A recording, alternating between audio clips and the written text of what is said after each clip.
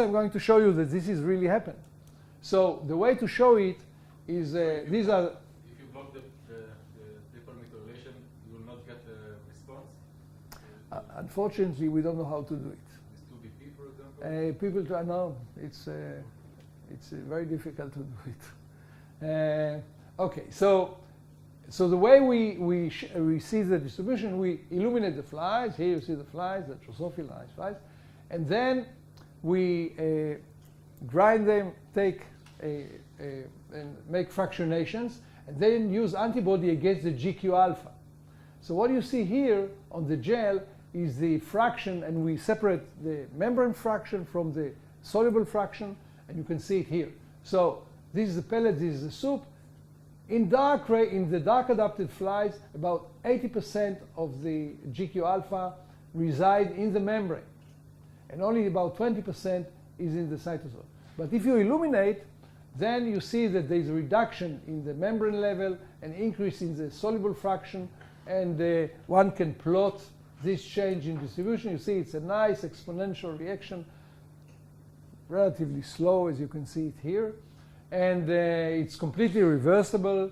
If you now, after you illuminated, you wait in the dark, then there is a recovery. Again, it's a little bit slower, but again, in time scale of minutes. And so we thought that this long-term adaptation fits with this translocation of the GQ alpha because it's also in a many minutes time scale, this process. And without the GQ alpha in the membrane, the reaction cannot take place because it has to be in the membrane, near the phospholipase C, in order to activate it. So we thought that this is a reasonable mechanism. But now how we show that this is really the mechanism. So, but now I have to show you a little bit about the structure.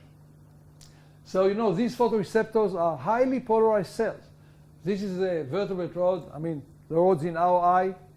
And this is the outer segment, and all the signaling molecules reside here in the disc. In the flies or in vertebrates, it's different. They are microvilli. They are a folding of the surface membrane. This is part of the surface membrane that is doing this microvilli. And all the machineries that I showed, the molecular machinery, resides here in this microvilli. This is EM section, and you can see these microvilli. Okay? And this structure also functions as a waveguide. So if you illuminate at the back of the eye and focus your microscope at the tips of these rhabdomeres, you see this beautiful. This is real, not pseudo colors, because they have the green screen, the red screen pigment. So you see the structure of the ommatidia. It is composed of, you see in this section about 7 photoreceptor cells. You can see it in EM. Yes, these are the islets. Each one has a specific lens here, and this is one of them like this. I'll come later on when I come to the electrical recordings. So now, in order to see the translocation of this GQ alpha, what we do immuno-EM.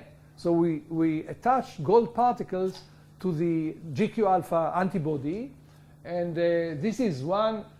This is a structure. This is one in cross-section, in longitudinal section. And you see these are the gold particles. So in dark rays flies, the GQ alpha resides here. Okay? Now when we illuminate, first it goes to the tiny cytosol within the microvilli. And then if you wait longer, you see the gold particles are going out of the rhabdomere. And this is completely reversible. If you wait in the dark 1 hour, they come back. So now, is this the process that underlies this long-term adaptation? And the way to do it, we try to manipulate the level of this GQ alpha and try to correlate it with the sensitivity to light. So we have many ways. One way is to illuminate. You saw it already. The other way is to play with the genetics, to have mutants with the GQ alpha, or we can make mutants of the G beta, because the G alpha needs the G alpha needs the G beta in order to anchor to the membrane. So for example here, if we use severe mutants, in the dark, you see all of it is in the soluble fraction because there is no anchor. And we can play with all this, and then we do the correlation. So So what you see here, this is a sensitivity shift. I mean, we measure the adaptation by the shift in the operation curve to higher level of light intensities. So this is a normalized sensitivity shift here as a function of the membrane concentration of GQ alpha. And this is all normalized. And so this is wild type. By definition, we define it as the most sensitive in the dark. And this is a mutant with very little GQ alpha. But one of the surprising things, so we see there is a quite good correlation here. But what is surprising is that you can go down to less than 40% of the GQ alpha in the membrane, and there is hardly a change in sensitivity. Only when the reduction is severe, then you start to see the reduction in sensitivity.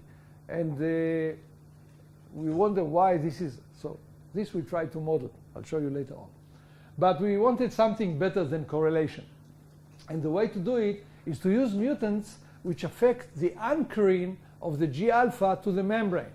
And this we can do because this is Drosophila. So this is one of the mutants of the G beta. So here, this is a light intensity, and this is the amplitude of the light-induced current that you saw. And if we illuminated the flies, we get this curve here. And then we wait 2 hours in the dark. In wild type, these are the dotted lines. You see, it becomes more sensitive. With 2 hours, there is a shift in sensitivity. But not in the mutant. In the mutant, in 2 hours, nothing happens. And the amplitude of the response is about the same. And you have to wait about 10 hours before it comes back. And this we can do with another mutant. And this mutant affects the cytoskeleton. And again, with this mutant also, you see that this is illuminated, and this after 2 hours in the dark, nothing moves. Now, the common denominator between these two mutations they affect completely different molecules. But the common denominator that they affect the targeting of the GQ alpha to the membrane. This we could measure. And so the fact that two different mutations that affect the targeting of GQ alpha to the membrane prevent this sensitivity shift, to us this was a strong indication that indeed this is the translocation of the GQ alpha that underlies this long-term adaptation. But to make sure, we tried other molecules that also undergo translocation in the GQ alpha is not the only one. And in all of them, we could see the shift. So in light adapted, the response was small. This is the curve. If we wait in the dark, it gets bigger in all of them. So we conclude that the inhibition of long-term adaptation by impairing the targeting of the GQ alpha to the signal membrane is a specific effect. And now we wanted to understand why we had this non-linearity. So we did some modeling, very primitive, but still modeling. So we took, this represents the area of 1 microvillus that we know the dimension. And the blue dots are the rhodopsin molecules, randomly distributed. And there are about 1,000 molecules, this we also know, in 1 microvillus. We consider only 1 microvillus because we think that it's unlikely that the molecule can diffuse between two. It's too long. So we just took 1 microvillus. And the red circles, this is what we calculate the diffusion range of the GQ alpha. We know that the lifetime of the rhodopsin is about 100 milliseconds. So in order to have a single photon response, the GQ alpha needs to collide with the rhodopsin within these 100 milliseconds. If not, then this photon is lost. So this is the radius of the GQ alpha within 100 milliseconds. And because you see about 80 molecules per microvillus, there are many, so there is no problem. But it doesn't matter where the photon hits here. Always there will be a nearby GQ alpha that will meet the rhodopsin. So therefore, it's almost foolproof. Now, this is also true if we reduce the concentration of GQ alpha to 45%, by a mutation.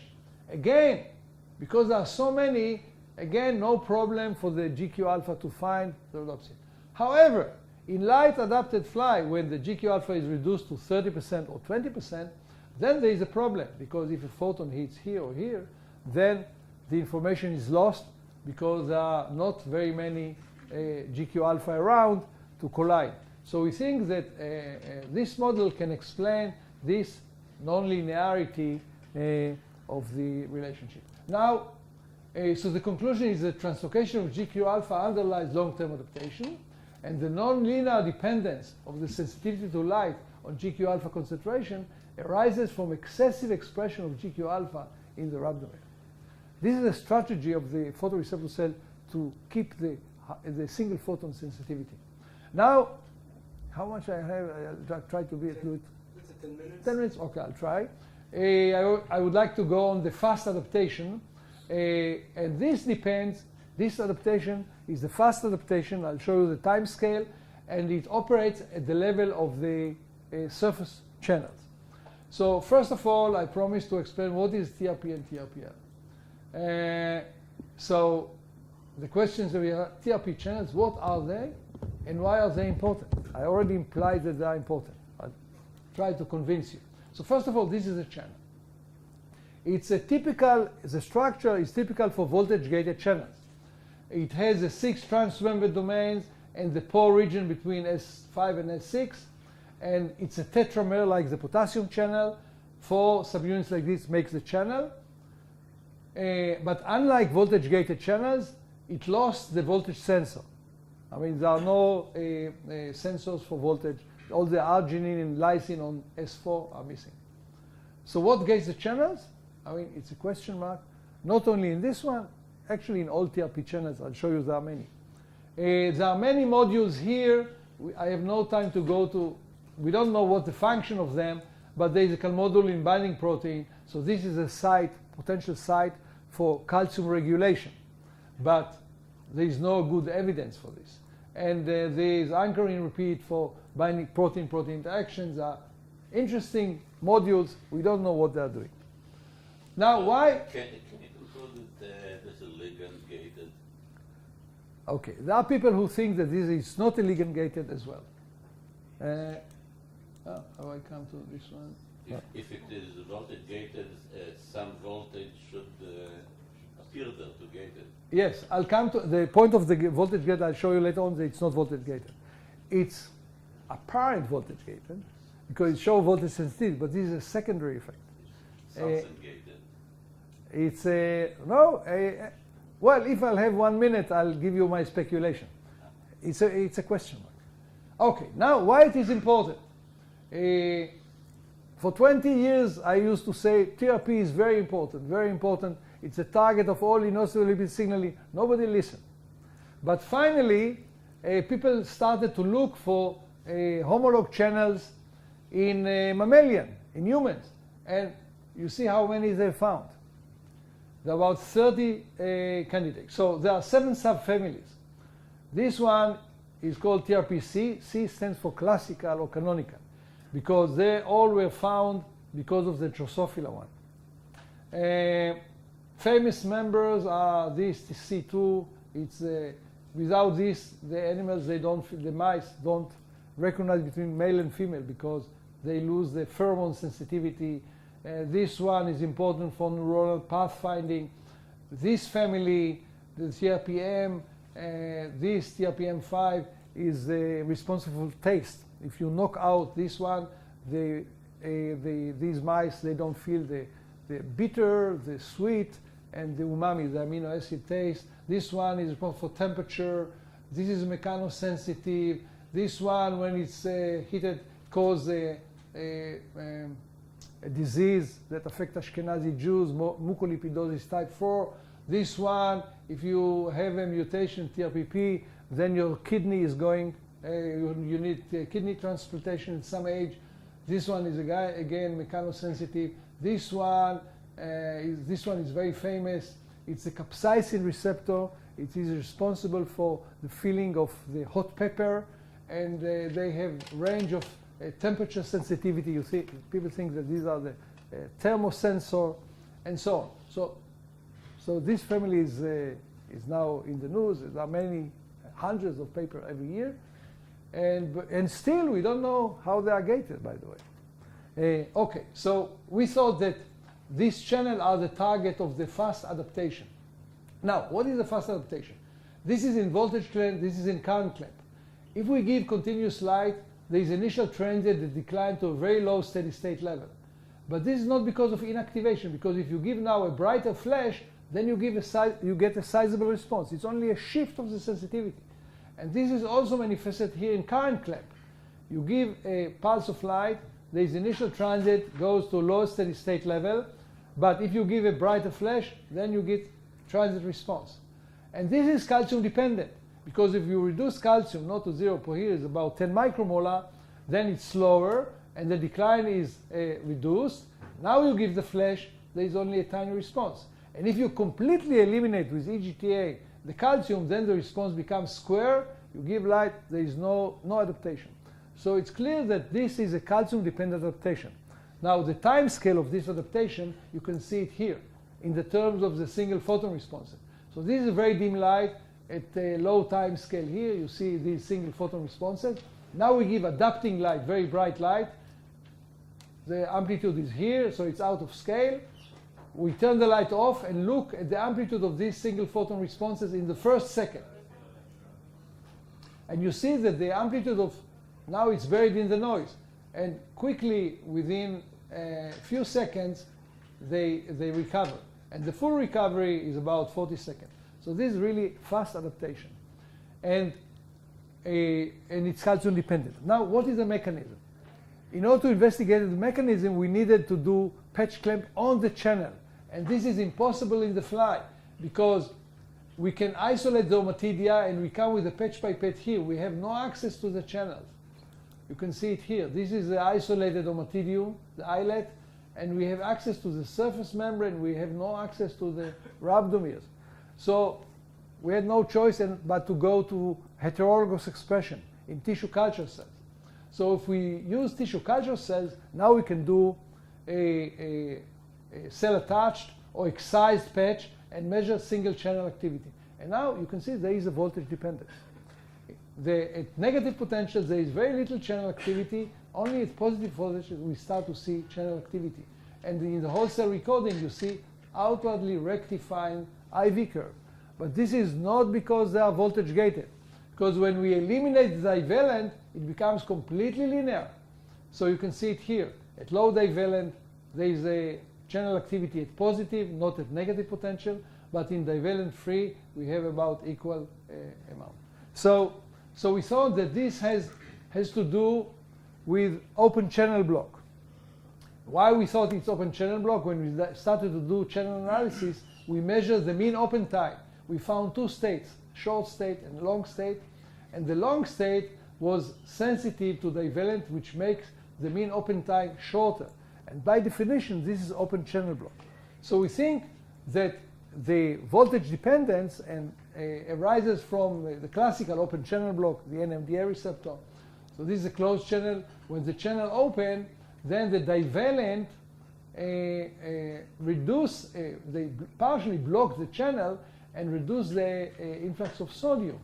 And you can remove it, as in the NMDA receptor, by positive voltage. So we think this is an open channel block.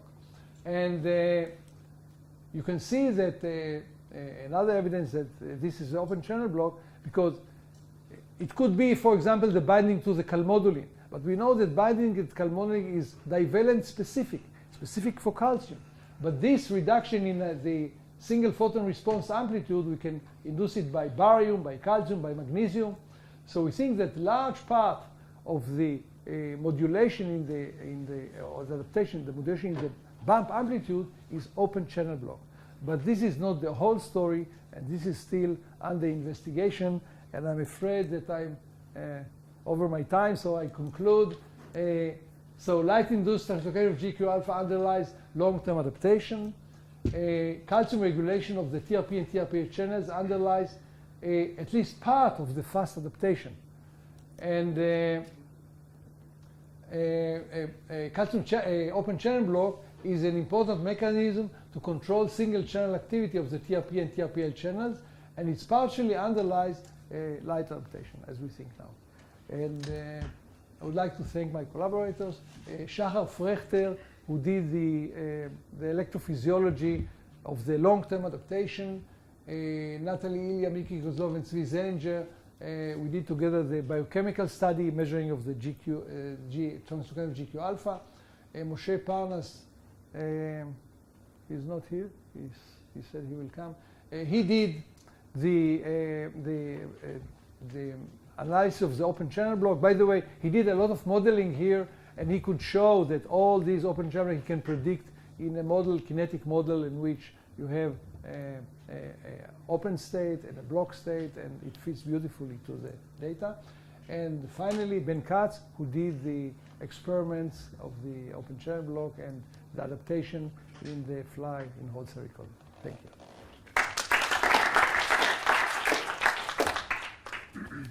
Questions? You mentioned earlier the crowding. Is this referring to the GQ moving Okay. environment? Okay, I'll show you why the crowding effect. Oh. Here we have to go to the structure. Just a second.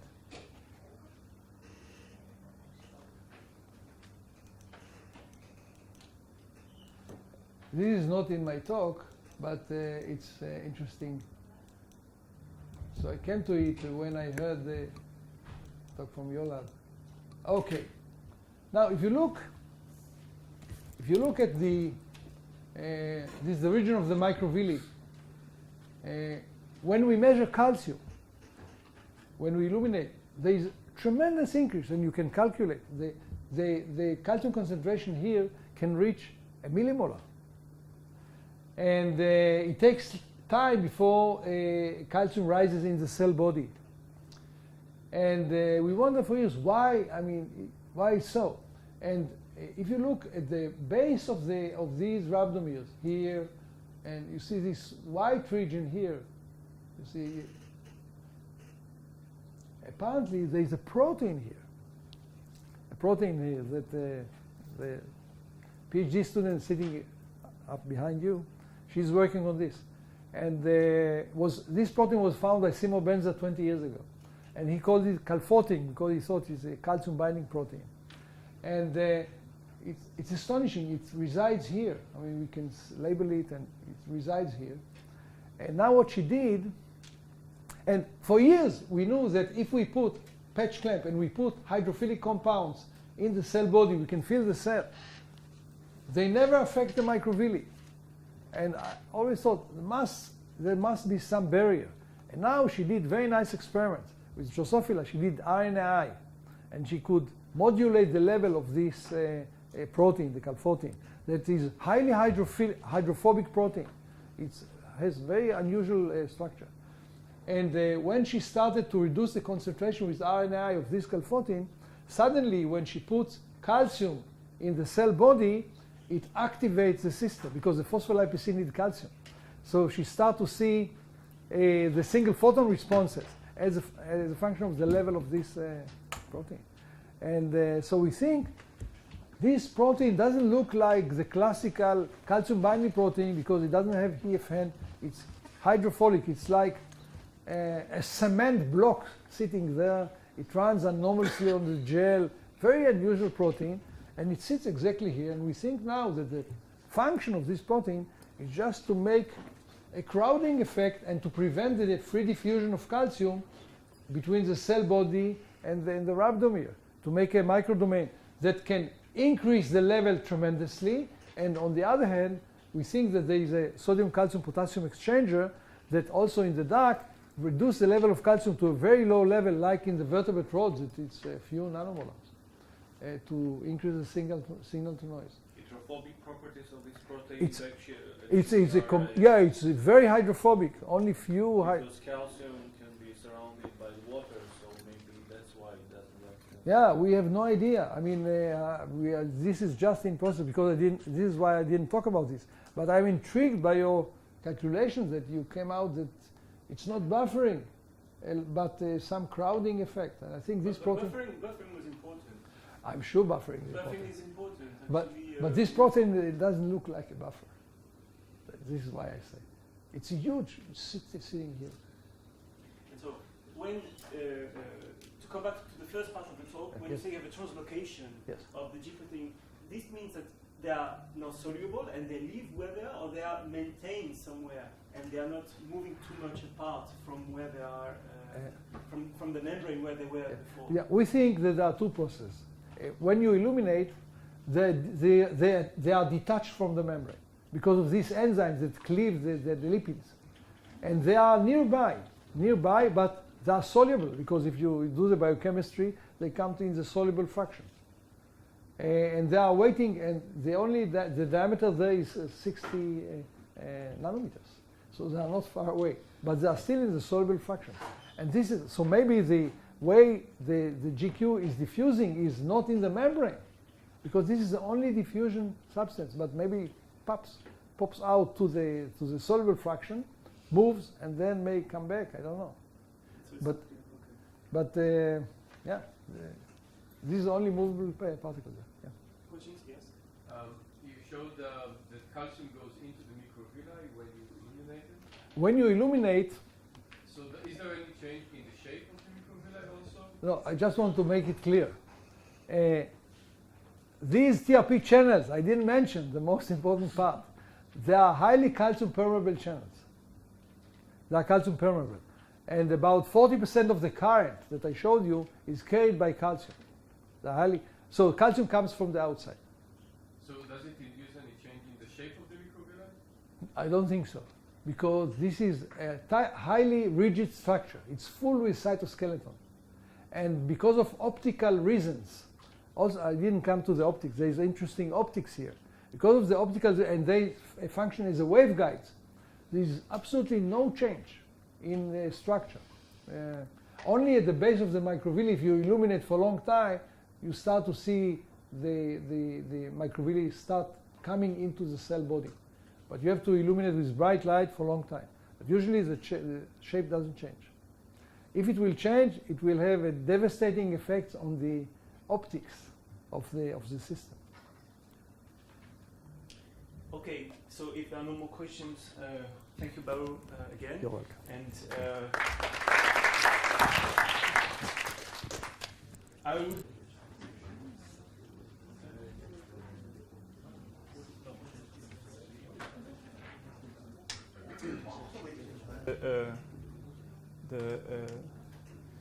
The talk. So, modeling molecular trafficking and cellular in cellular microdomains. So I will try to bridge the gap between what we have this morning, which is about microdomain calcium dynamics, and what we'll have this afternoon, which is more about trafficking in the cytoplasm and in the nucleus.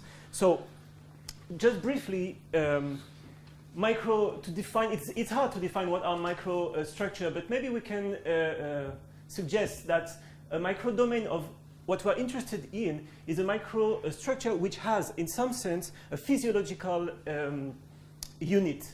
Where, for example, if we think about a spine or a synapse, it really transduces information from a presynaptic neuron to the postsynaptic one. So synapses are example of a microstructure, but also, as we have heard from Baru's talk, the outer segment of photoreceptor, the microvilli of the fly photoreceptors, which in those microdomains you have a lot of chemical reaction where ultimately at the end you get an hyperpolarization, a change in the membrane potential. And of course, the nucleus is also very fundamental microdomain, which is at the same time the guardian of the genetic information, but it is also where you have a lot of machinery going on to repair and for transcription.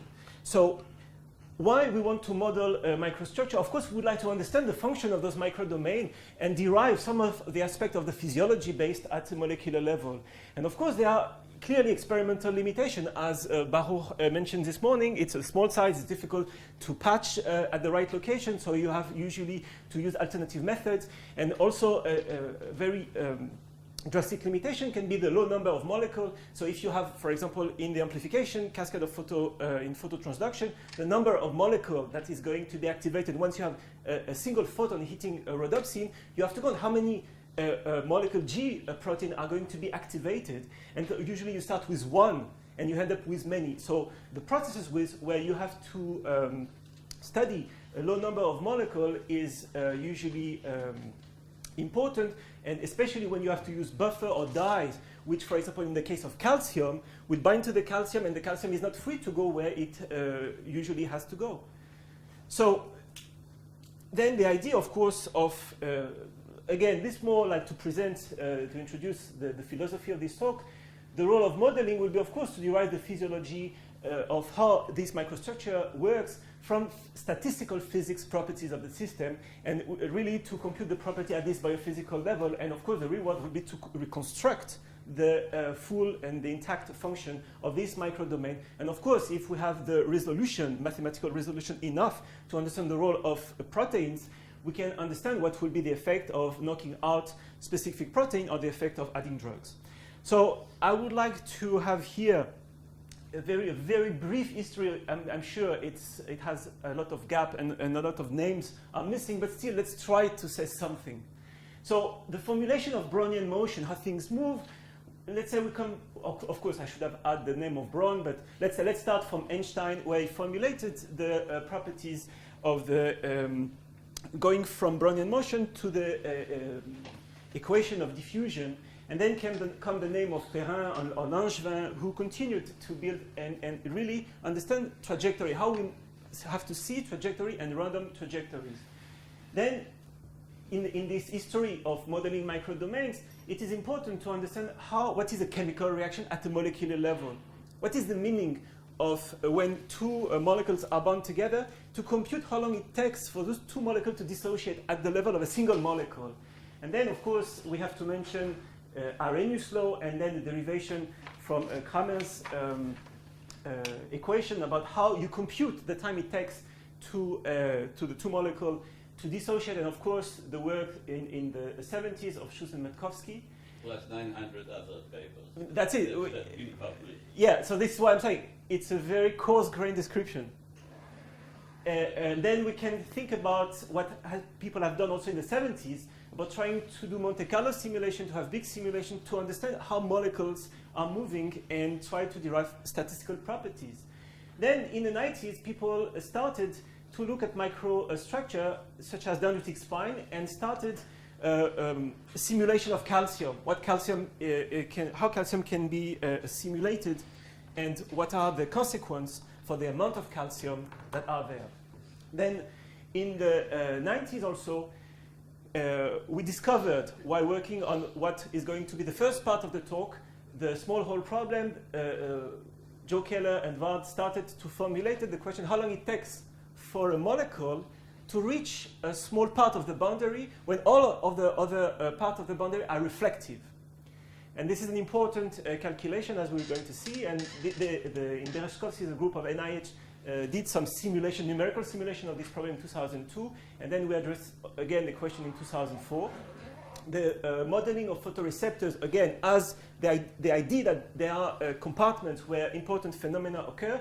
So started really in the 90s with the impulsion of Hodgkin, and then Pugh and Lamb did the modeling, as Baruch told about, when you have the first event of a photon hitting the molecule, then you have the G protein, and then you go to phosphodiesterase. So the question is, how many of those molecules are going to be activated? And so they started by doing a diffusion model, and to understand, to try to compute how many of those molecules are going to be activated, and why they did that, to understand why the photon response in rod is so robust.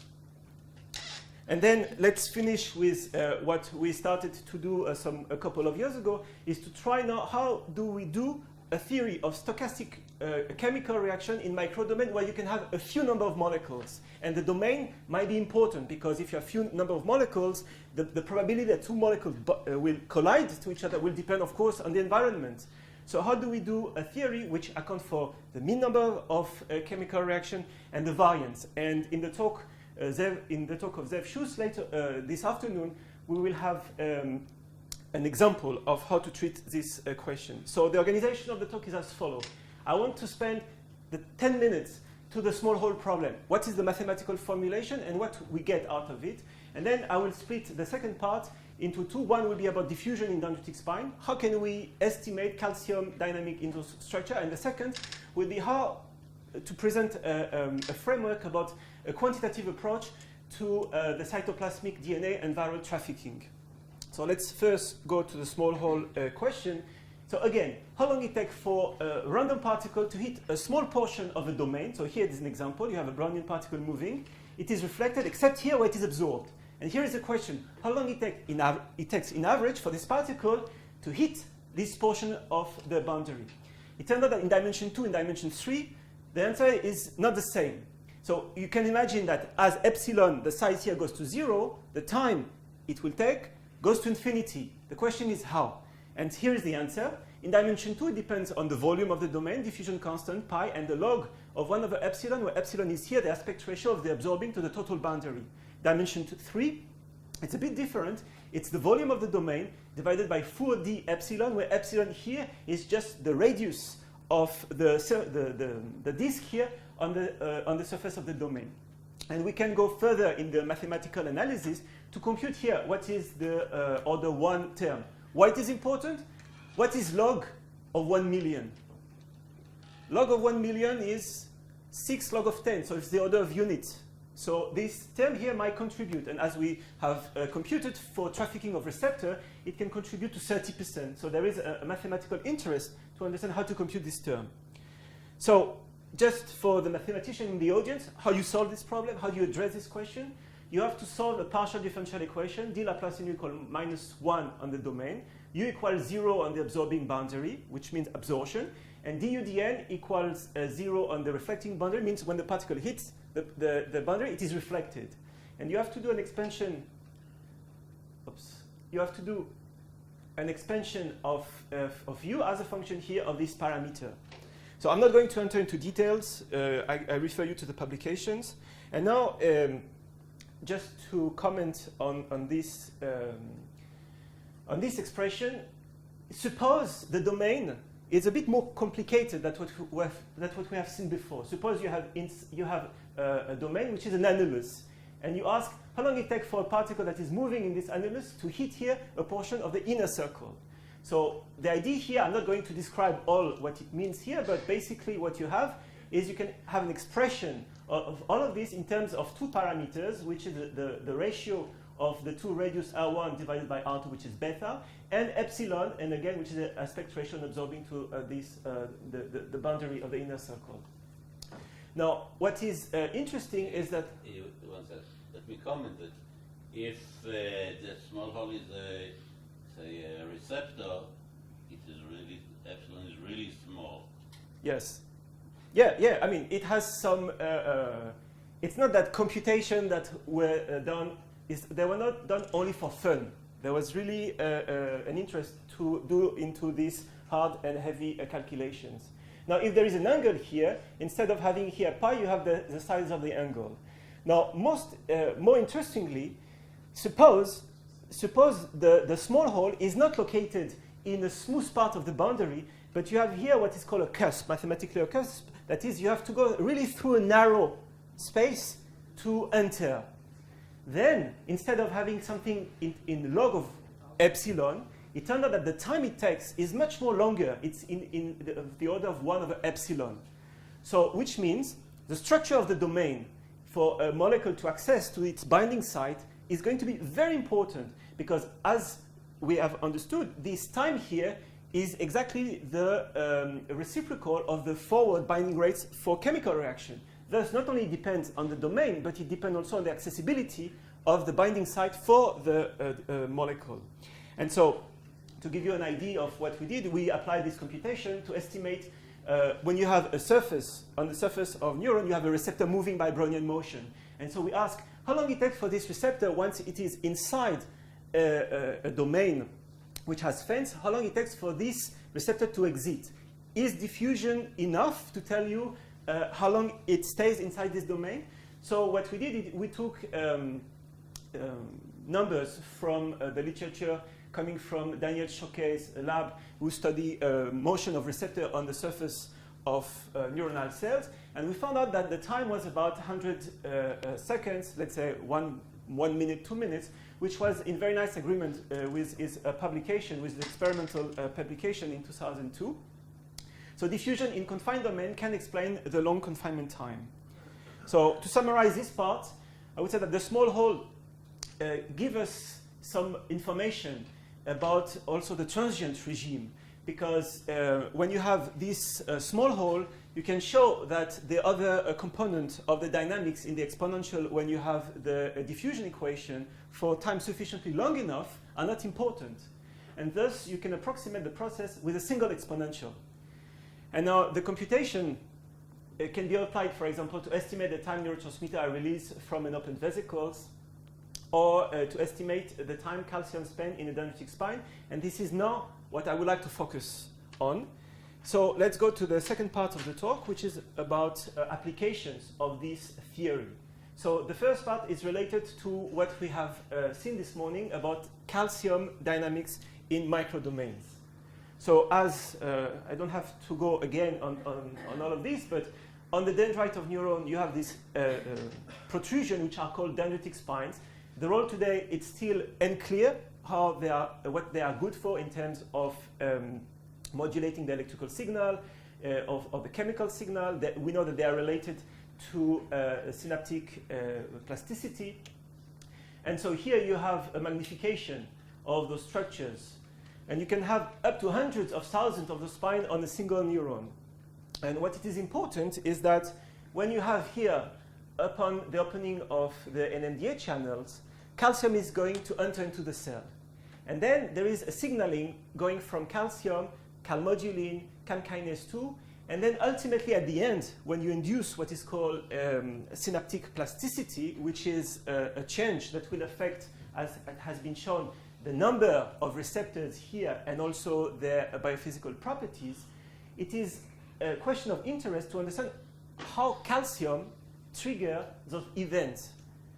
How it is the amount of calcium that is important, it is the time the calcium stays there, or is it both of them?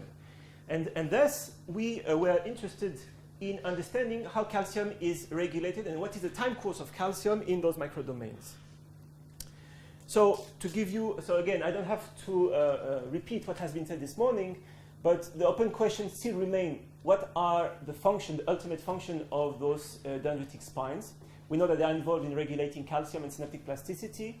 They are also involved in modulating the electrical signal. We know that kilometers of spine are changing every day in our brain, as shown Eddie this morning. Spine are changing their shapes.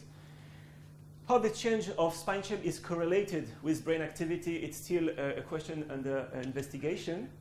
But what we have shown in collaboration with Menachem Segal and Eddie Korkotian, is that the effect of changing the spine neck was important for regulating calcium time course. And we can think about the spine neck, which is this structure here, as a dynamical filter. What was the idea behind? Here you have pumps that can extrude calcium. Thus, when this length here is small enough, basically most of the calcium here can reach the dendrite. While if this length is above a certain threshold, then we can show that most of the calcium here can be extruded, and then very little calcium will reach this part here. So this, again, can be, if you want more detail, you can go to the published papers. Then we studied, of course, the fast spine motility. We came out with some interesting view that the fast switching, this was a collaboration, again, with Eddie Korkotian and Menachem Segal and Zev Schuss, that the fast twitching can regulate calcium. So calcium regulates many chemical reactions involved initiating synaptic plasticity, and we would like to revisit here this question, how a dendritic spine modulates the calcium dynamic. So let's go back now to simple diffusion equation.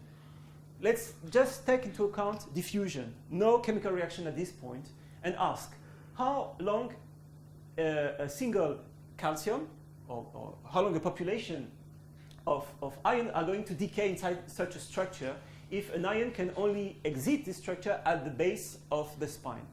So this is a diffusion, dCdt equal d Laplacian c, and we have reflecting everywhere except here.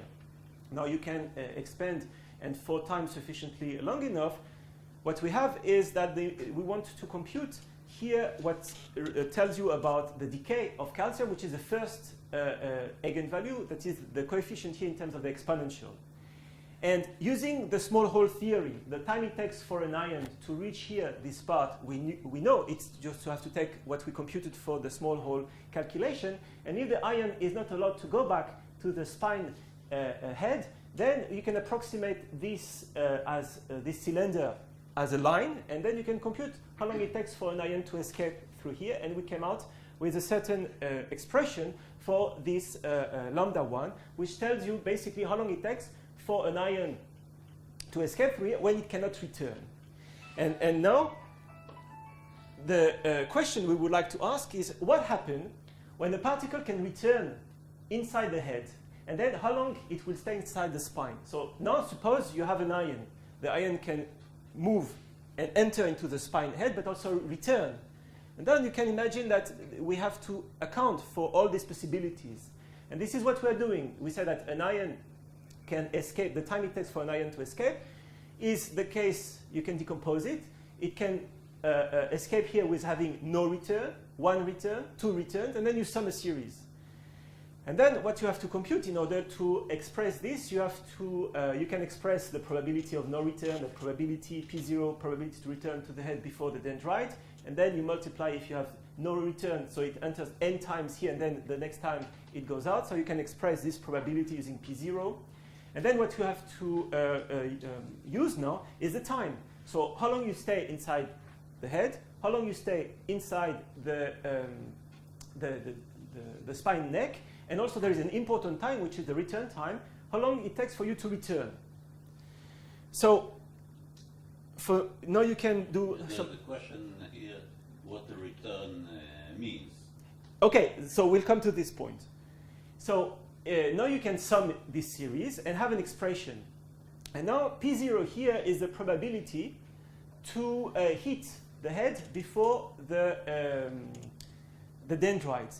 And the time here is the time to reach the dendrite, conditioned on the fact that you are going to reach the dendrite before returning. And now you can express the return time, the time to, when you start at position X, to return first before touching this.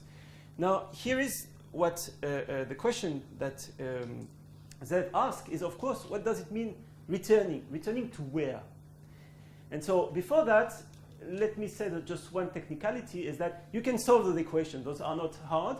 You plug the probability. This probability can be computed. And once you have this probability, you can compute an equation for the time that is d Laplacian time equal minus probability with the correct boundary conditions. So you get expression for those time. But now the question is, where do you start the particle? Let me state it again. So you have a particle moving. It enters here into the neck. What does it mean it enters? It enters where? What does it mean to return? Well, it's a problem here because there is what is called here a boundary layer. It's not well defined. What is, for example, you would have, I mean, the best case would be that you imagine that you have a line here, and you start a particle, you say when the particle hit the line, the particle is inside the spine, neck. But if you want to compute starting from here, the time it takes to return, the time it takes to return is 0, because it's already in the, it's at the boundary, so it's also in the spine head. So to overcome this question, so what we can understand from this is that there is here a fuzzy region which is not clear to define in terms of Brownian motion. We have to go to Langevin, but we didn't want to go to a Langevin description. So if you want to stay at the level of Langevin... There is a reason for Langevin. Yeah, Langevin gives you a velocity. I don't want to enter into detail. Yeah, I don't want to enter into the details here. So here you have a boundary layer which is of the size of epsilon. That is, in order to say that the particle is inside the head, it has to leave this region of the size epsilon. And the same, if you want to say you are in the spine neck, you have to leave this region. So here comes the result. We plug it in the formula for the mean first passage time for the small hole problem in 3 dimensions. We took it, we have a full description, I mean, some description when it is the general spine head and it is spherical, we can go to a more detailed formula. And then we say, okay, let's compute the time at the point alpha epsilon, where epsilon is the size of the neck. Now alpha is a free parameter, and it's would be interested in, we are interested in finding this alpha. So finally, what came out out of all of this is the time a single ion stay inside such a structure. So it's completely different from the expression we had before, where the ions, once the ion was inside the spine neck, it didn't return. So those are the expression, and we should comment them. They depend linearly, at least for small l, they depend linearly on the length here of the spine, which was not the case for the first formula. And now they depend, it's not anymore, as you've seen here, for the time it takes to escape, which was for a single sphere, which was divided by 1 over epsilon naught, epsilon square.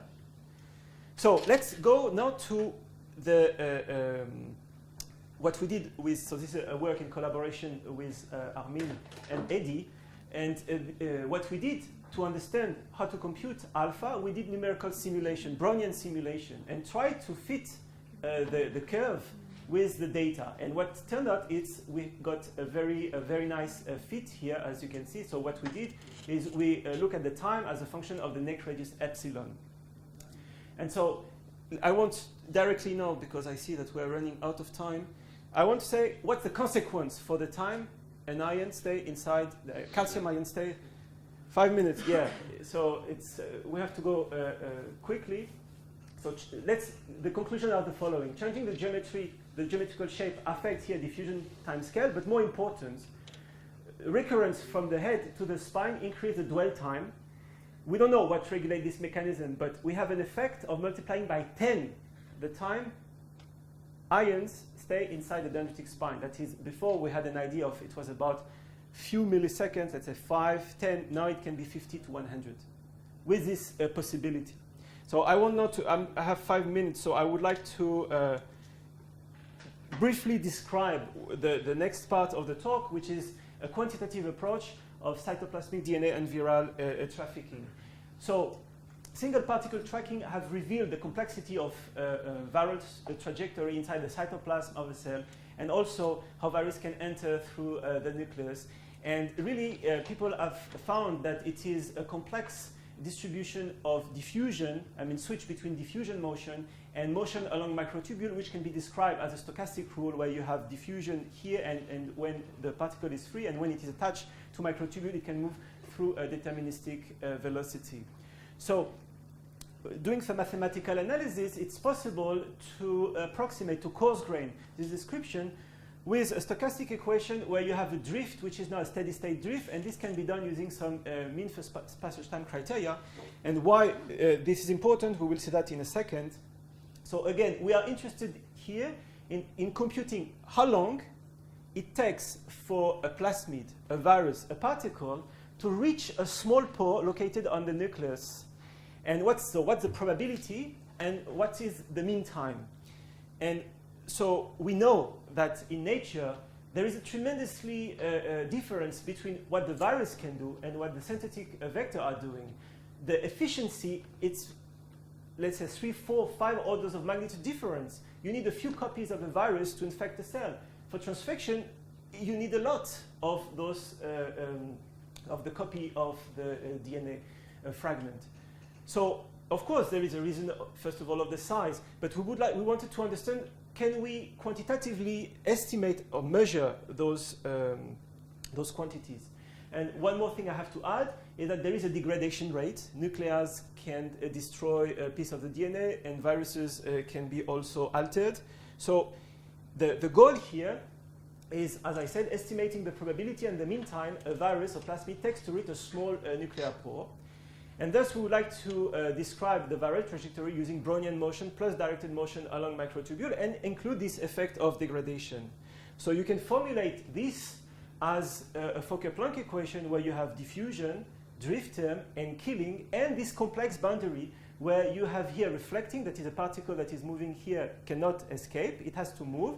So in the first description, it can also bind here to microtubule where it has a directed motion, move again, until it reach, it can only, we terminate the process when the nuclear pore is reached. But if you are not at the nuclear pore, you still have to continue up to this point. So you can formulate this problem in terms of a probability. So the success of a viral infection, of course, is limited by this activity. And what you can do for that is to formulate the probability that the particle is located at point x in the volume dx, conditioned on the fact that the particle is still alive, and of course it's still not absorbed.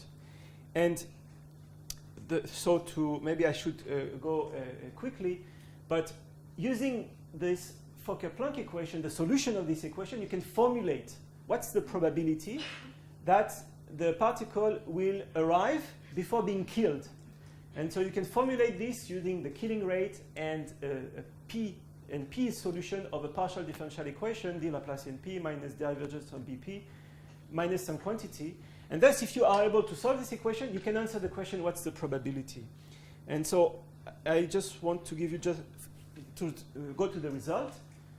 So although you cannot solve this equation, you can solve it asymptotically. And it turned out that you can estimate this probability. The probability depends on the killing rate, d the diffusion constant, and eta is the aspect ratio of the absorbing to the total boundary. Is it 2 dimensions or 3? This is 2 dimension. I'll give the 3 dimension if I have time. What was the prediction was this. The probability that you have a small plasmid where you know the diffusion was about less than 1%, and the time it takes was about, let's say, 1 hour. And we confirmed this by a Brownian simulation. Now, to answer your question, you can compute the time in 2D and also in 3D. So I'm not going to enter into the detail here, but you can compute the time. When you're saying small plasmid, what is the size of it? What is what? What is the size? So here we took data from the literature. So we took we didn't took into consideration the size. We took into consideration size through the diffusion constant. So when we knew that people had measured the diffusion constant, then we plug it in, the diffusion constant. And of course, it's a complex diffusion constant because it depends on the assuming that the plasmid is not big enough so that it'll be stuck in the microtubules. So the idea is, if you know this diffusion constant, which is the diffusion constant inside the cytoplasm, then you can do this calculation. So, okay, so I want to just say one word about, now you can do the same with viruses. In viruses, it's a bit more complicated because you can have a drift. It's not just pure diffusion. And thus you can come out, again, we have to analyze partial differential equation, find some solution, do some asymptotics, and at the end, what do you get? You get this following, so we took here data for adeno-associated virus. And so if you have a drift about 0.2 micrometer per second, and we wanted to investigate what is the effect of changing the drift by 30%, adding 30%, or removing 30% of the drift. So in the condition where you don't have this, how long it takes for such a virus to go to a nuclear pore? We found out it's about 900, let's say 1,000 seconds, let's say 20 minutes. And the probability, here we have to multiply by 100, was 70%, where it was less than 1% in the case of plasmid. And now, if you decrease, let's say you have a way to decrease by 30% the drift, you can ask how the time is changing and how the probability is changing. And the same here, how the time is changing by adding 30% of the drift, and what's the probability. And here's the conclusion. We observe a sort of nonlinear effect of the drift. Decreasing the drift increases the time by 33% and decreasing the probability by 12%. So see, if you decrease. But now, if you increase the drift, you reduce the time by 22% and increasing the probability by 10%.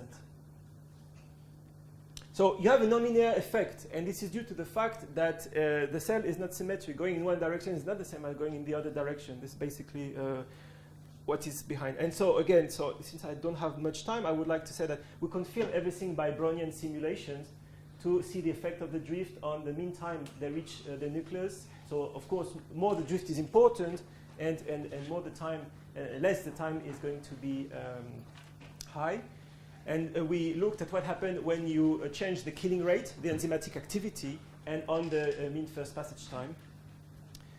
So now let me conclude that we model here everything at a single particle level, and we can compute this mean first passage time and the probability to arrive. And we obtain explicit asymptotical formula and Brownian simulation. This is what we can do in the group. And there are still important and open questions. And of course, we didn't include here the fact that viruses do not appear in the cell, but can, in some cases, go into endosomes. And endosomes they traffic, and the virus has to escape at the right moment. And what is the right moment? It's not clear how to define it. And so this is what we want to do next, to include this endosomal pathway. And of course, the question is still is important for us, is to understand what makes viruses so optimal in the delivery.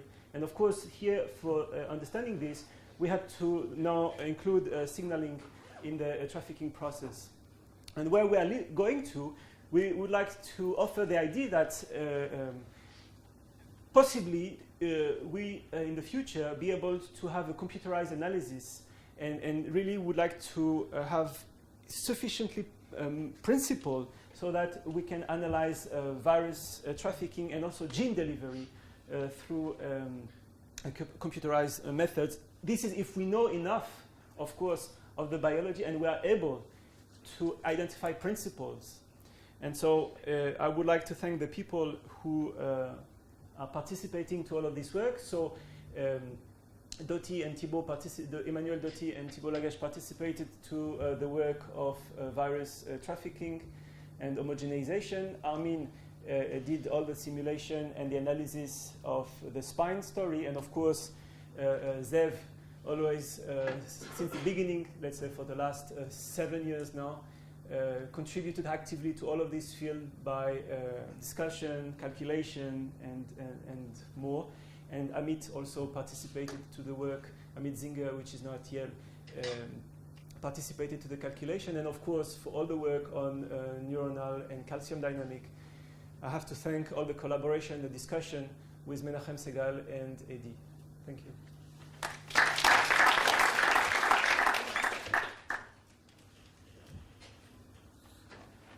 Yes? Can you give the intuition why the dependence on epsilon, in the case of escaping the spine, why the dependence on this epsilon goes from 1 over epsilon to 1 over epsilon square when you allow it to? Okay. Because you see, if you have, I mean, it's just an intuitive level. The idea is you have to go back and forth, back and forth, back and forth. Each time you are going to be lost. I mean, I don't know how to go to the square, but it's obviously the fact that it has to be longer, much longer, is due to the return. The fact that it goes longer, why it depends on the length, but why should it depend? Why do you get an additional dependence on epsilon?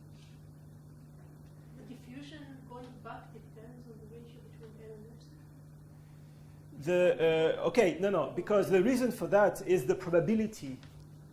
The probability, okay, what we have computed here. Well, I have to go back to the calculation. I mean, not to be not only at the intuitive level, but to tell you exactly where the epsilon is coming from. The leading term was in the calculation. I mean, we can go, maybe it's easier if we go back.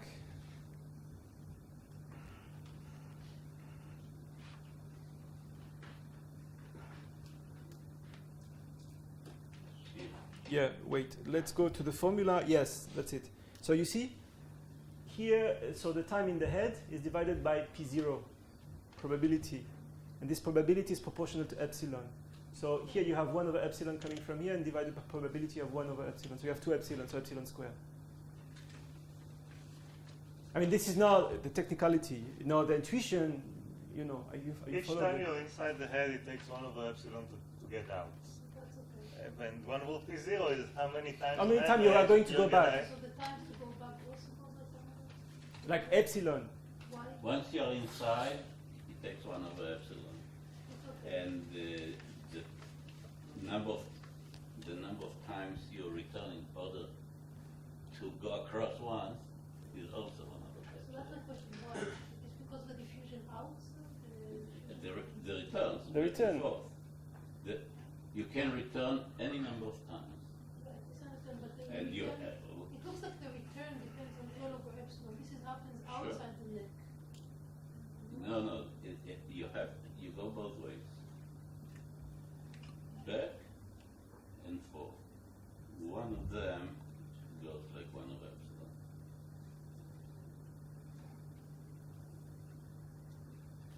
Okay, so thank you very much. So what we are returning at